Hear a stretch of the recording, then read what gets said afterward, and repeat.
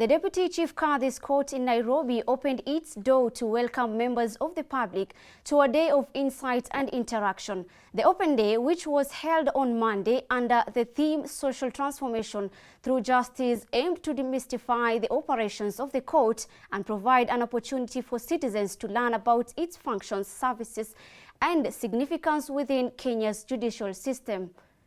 Maria Musa with more reports.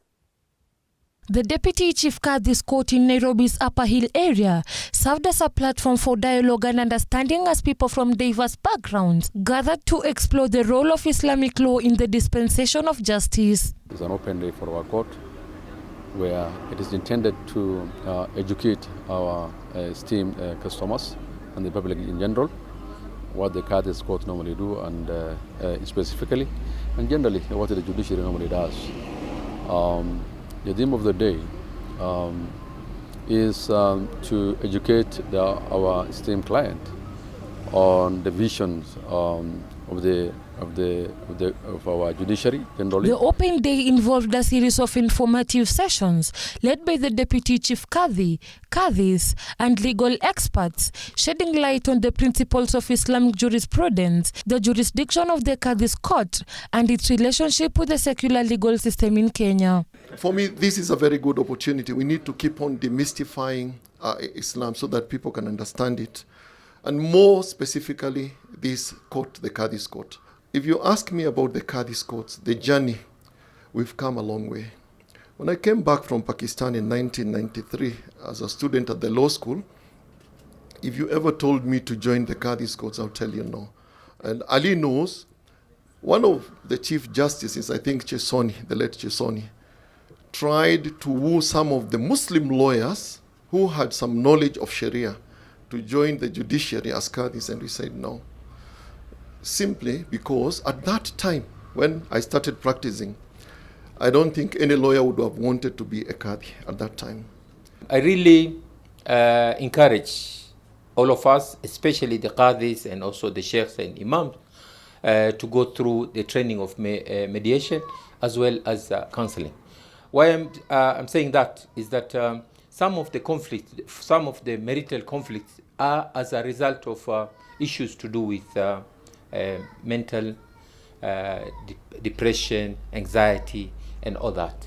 Speaking at the event, Chief Guest Sheikh Ibrahim Lidhome lauded the initiative as a means of promoting transparency and accessibility within the judiciary. The Kadhis Court is a fact-finding court, more than a technical court, Ali. They would go deep and find the facts, try to establish the facts. Like these days, I know the way they operate. A woman would be pushed by the husband to a corner that she wants now a divorce. But the man does it deliberately so that she opts out of the marriage and she forfeits her mahar or she pays back the dowry.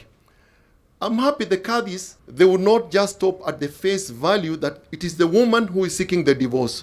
What are the circumstances that have pushed her to that? Fair, that is fair. So we need more of these forums so that we can demystify the Kadhis Courts and people understand the Kadhis Courts. And I'm glad when I saw people from the foreign missions coming here, at first I was wondering, what is the interest? Or are they the sponsors of this function? But now I know the interest. Many of our people holding those certificates travel. They come to your embassies. And when you see those documents, I'm sure sometimes you get confused.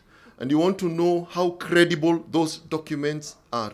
So I think that collaboration, I think, is very important. Sheikh Lidhome emphasized the importance of community involvement in understanding the workings of the Kadhis Court and dispelled misconceptions surrounding Islamic law, emphasizing its adherence to justice, fairness, and equity.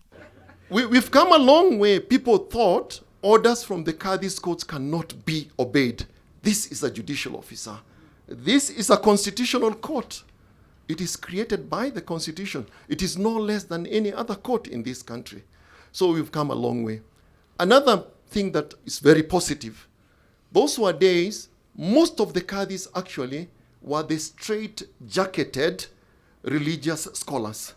What do I mean by straight-jacketed? Madrasa, an Islamic university, and then back here. Today, we have Kadhis who are also lawyers. One of them is him. He has a diploma from the Kenya School of Law. And that helps him in interacting even with the lawyers. Because I remember some of the lawyers used to look down at the Kadhis because they said they are not even conversant with the procedures. Jaribu kumchezea Sheikh Sukian na procedures, utakipata-pata, because he's conversant. And also the confidence that they have now.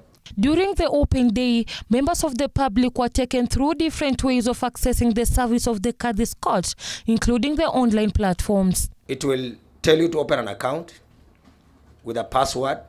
Then once you do that, it will give you a step-by-step. It has individual, advocates, or institution. Then from there, the system will prompt you. Dr. Halima Abdi expressed her appreciation for the opportunity to visit the Kadhis court and gain first-hand knowledge about its operations, stating that the open day is in line with the court's efforts to bridge the gap between the judiciary and the community. I think we need more awareness. We have in the 47 counties, we have Kadhi courts, which we prefer if they can do more awareness to the community. Sometimes we feel like the community does not know the role of this Kadhi court. Kadhis courts are established under Article 170 of the Constitution. Their jurisdiction is limited to the determination of questions of Muslim law relating to personal status, marriage, divorce, or inheritance in proceedings in which all the parties profess the Muslim religion and submit to the jurisdiction of the Kadhis courts. Reporting for Muslim Insight, my name is Mariam Sa.